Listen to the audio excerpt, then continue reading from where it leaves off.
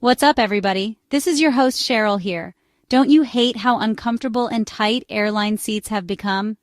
This is something that affects all passengers if they were to tell the truth. As long as you step onto a plane, you have to deal with those narrow and cramped airplane seats. In today's video, we'll dive into the best seats in economy and the seats that you should be avoiding at all costs. I'll also explain why, after so many flights I have taken, the aisle seat is no longer my personal favorite. Let's begin with the pros and the cons. Imagine snagging a window seat on your next flight, ready to enjoy the skies, only to realize it's not all smooth sailing. Is it worth the trade-off? Let's break it down. The pros of sitting by the window are pretty compelling. We've all been mesmerized by that view from the window seat, the clouds looking like fluffy cotton candy, the tiny cities below like intricate model sets. It's like your very own TV screen in the sky. The window seat isn't just about the view, though. It doubles as a cozy headrest for power naps. No awkward elbow jabs from strangers, no fighting for the armrest or forced aisle small talk. It's peace, comfort, and a touch of privacy. For many travelers, this added window support makes it easier to get comfortable or even drift off to sleep. Another perk? Fewer interruptions. While your seatmates in the middle or aisle are getting up and down, you can stay seated, undisturbed. And if you're concerned about germs, sitting by the window means you're slightly more isolated from others, potentially lowering your chances of catching something. But there are some serious cons to consider too. Mobility is the biggest drawback. Anytime you want to stretch your legs or use the restroom, you'll have to negotiate your way past the passengers in the middle and aisle seats. This can get awkward if they're asleep, and no one enjoys the wake them up or shimmy awkwardly dilemma. Even when they're awake, some seatmates make it clear they'd rather you perform acrobatics than simply step out of their seat. Don't be that person. Window seats also tend to be a bit colder, so if you're prone to getting chilly, bring an extra layer. And when the plane lands, you might be at a disadvantage during deplaning. If your aisle and middle seatmates decide to take their sweet time gathering their belongings, you're stuck waiting while everyone else moves past you. Let's talk about temperature. 1 minute you're freezing like you're on a polar expedition. The next, you're sweating like it's a sauna. It's a roller coaster of hot and cold that can leave you digging through your bag for layers. And then, there's the dreaded Great Escape. The seatbelt sign finally goes off, and you're ready to grab your bag and dash to catch your connecting flight or to grab your bag at baggage claim. Except you're stuck behind your rowmates who seem to be moving in slow motion. It's enough to make you reconsider your seat choice, especially if you've got a tight connection schedule. So, is the window seat worth it? That depends on your priorities. For views, support, and fewer interruptions, it's a clear winner. But if freedom to move and quick exits are high on your list, you might want to think twice. What's your go-to seat on a plane? Let me know. We already agreed that the window seat has its undeniable perks for those who prioritize comfort and views. But we're just getting started, so stick around because we're about to dive into why the aisle seat might be the MVP. And trust me, you don't want to miss this.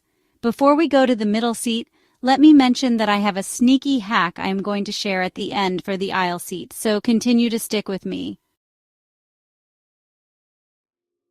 The only advantage of sitting in the middle seat is that you get first preference of both armrests. I call the middle seat the seat from misery, the dreaded middle seat where dreams of a comfortable flight go to perish. It's the Bermuda Triangle of air travel. A purgatory of cramped elbows and resigned sighs. Let's be honest, the middle seat is what you get for not booking your flight early enough. Sandwiched between two strangers, you're locked in an unspoken war over armrest supremacy, all while battling a creeping sense of claustrophobia. But the struggle doesn't end there. Cue the excuse me relay. You're the unfortunate middleman in every bathroom break on the row. Up, down, up again. It's practically a cardio routine. And don't forget the endless negotiation with your neighbors over personal space. It's a test of patience, endurance, and sheer willpower.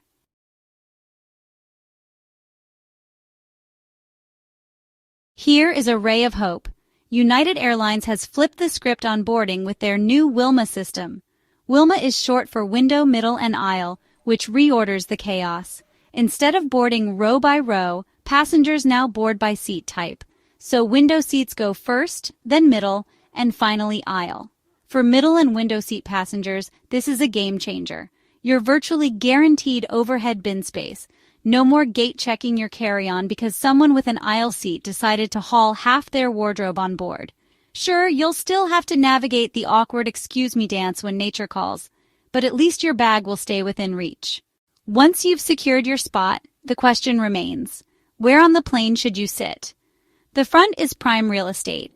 You're first off the plane, first through immigration, and first to receive that lukewarm airplane meal. It's also quieter and statistically a touch safer in an emergency. But here's the catch. This area is often packed with families and their crying babies. If you're sensitive to noise, you might want to reconsider. The middle of the plane is the Goldilocks zone. You're close to the exits without being too far from the bathrooms, and you're less likely to hit bottlenecks during boarding or deplaning. It's a sweet spot for balance. The back of the plane? It's a gamble. You might luck out with an empty row all to yourself, but it's also bumpier, noisier, and often means a longer wait to get off the plane. It's not for the faint of heart. When it comes to seating, the back of the plane is a mixed bag, depending on the airline and your priorities. Sitting near the back often means you'll board last, which might leave you scrambling for overhead bin space, a frustrating start to any flight. Additionally, the back of the plane tends to experience a bumpier ride compared to the middle, where the wings provide more stability. However, there's a silver lining. Studies suggest that passengers seated at the back of the plane have a statistically better chance of surviving a crash. It's a sobering fact, but worth considering. Now let's talk about the seats you should absolutely avoid. The very last row is often the worst. These seats don't recline, and they're uncomfortably close to the bathrooms. The constant foot traffic, flushing noises, and, yes, the smells, can make for an unpleasant journey. Avoid these like turbulence. Seats directly in front of exit rows are another trap. They may look fine at first glance, but they often come with limited or no recline. This can leave you sitting bolt upright for the duration of your flight, a nightmare on long hauls. Before booking, it's worth using a tool like Seat Guru. This free website lets you input your flight number and reveals the best and worst seats on your specific aircraft. It even highlights quirks like misaligned windows or malfunctioning tray tables. For example, a seemingly innocent window seat in row 33 might leave you staring at a wall instead of clouds. I'll include a link to Seat Guru in the description. It's a game changer for savvy travelers. Now let's discuss bulkhead seats. These are located directly behind a wall, and while they offer extra legroom and prevent anyone from reclining into your space, they come with drawbacks. There's no underseat storage, meaning all your belongings must go in the overhead bin. The armrests in these seats are often fixed, housing tray tables and entertainment screens that pop out. Some people love the spaciousness, others hate the inconvenience. Exit row seats are another specialty option with their own pros and cons. They offer excellent legroom and a prime spot for evacuation in an emergency, but they are also the coldest seats on the plane, so pack an extra layer. Additionally, airlines often charge extra for these seats, turning them into a premium option. Ultimately, your ideal seat depends on your preferences, priorities, and budget. Just remember, a little research can go a long way in ensuring a comfortable flight. Let's dive into the art of picking the perfect side of the plane. If you're eyeing a window seat and plan to snooze against the side wall, let your sleeping habits guide you. Do you sleep on your right side? Snag a seat on the right. Left side snoozer, you know the drill, head for the left. But if it's an aisle seat you're after and you've got work to do, think strategically. Choose the side of the plane that lets you extend your dominant arm into the aisle without bumping elbows with your neighbor. It's a small hack, but it makes a big difference for comfort and productivity. No strong preference? The right side of the plane is often a winner. It tends to be less occupied, giving you a little extra breathing room. Now, while side selection is important, Where you sit in the cabin often matters more. Let's break it down. The front of the plane is all about speed. Faster boarding means you're more likely to snag overhead bin space before it's full. When it's time to deplane, you'll be among the first off, which is a lifesaver if you're rushing to make a tight connection or want to beat the crowd to immigration. Bonus points. Meal service starts up front, so your preferred choice is more likely to be available. The front is also generally quieter. Engine noise is a distant hum compared to the roar you'll hear further back. But the front isn't perfect. Families with babies and toddlers often cluster here, turning the quiet zone into an unpredictable symphony of cries and coos. It's also a high-traffic area with passengers and crew bustling around. Meanwhile, the back of the plane offers a different vibe. Sure, it's noisier with the engines nearby, but that consistent hum, it's like white noise, soothing for some. The back can also feel less crowded, and you might even score an empty row if the flight isn't full. The trade-off? You'll be the last to deplane, so patience is key.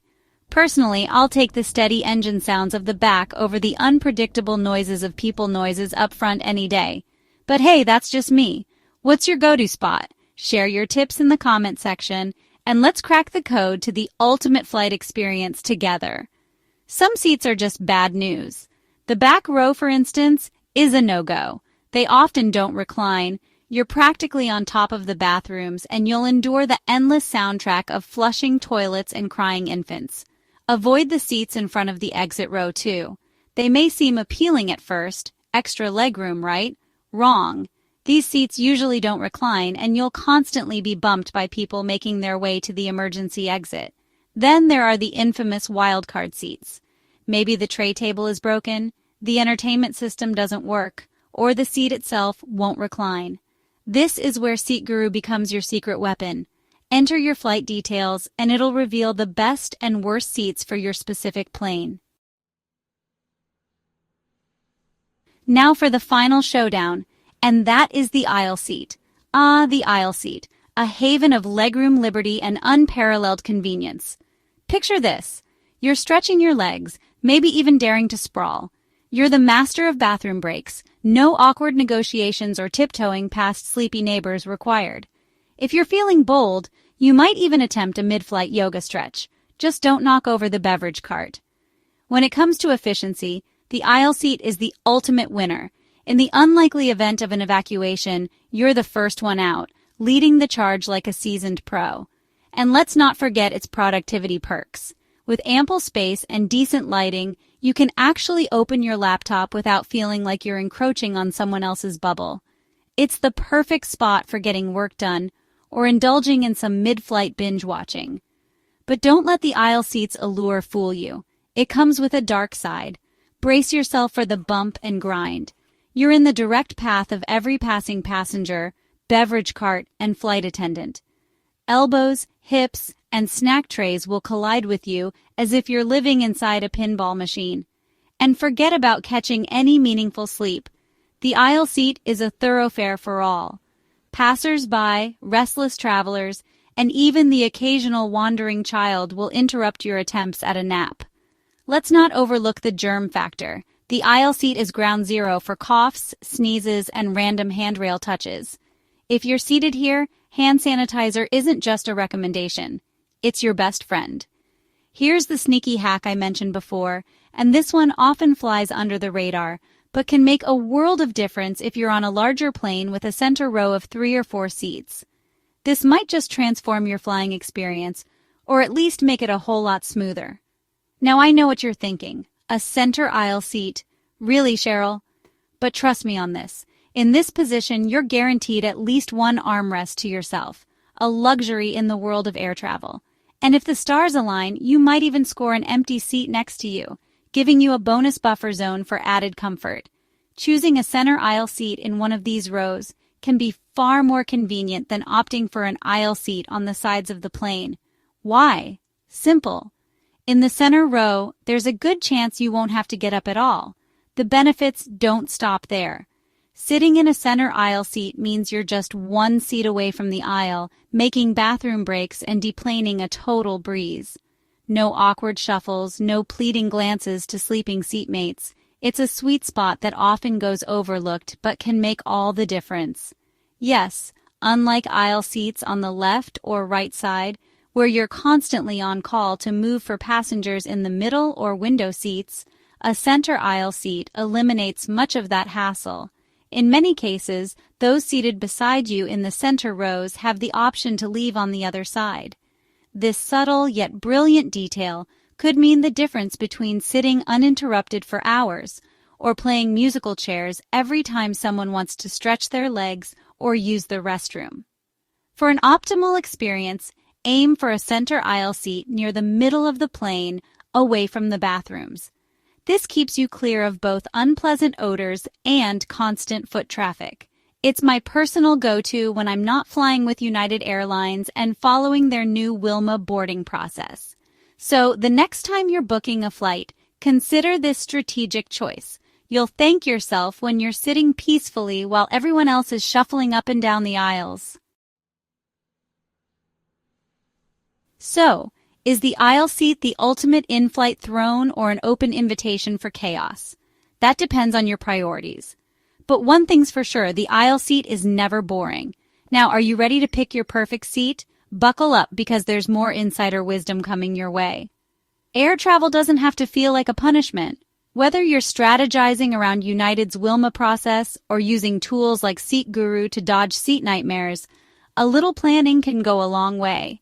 And next time you're stuck in the middle seat, just remember, you're one step closer to landing. So, there you have it, your secret weapon for tackling the seating dilemma on larger planes.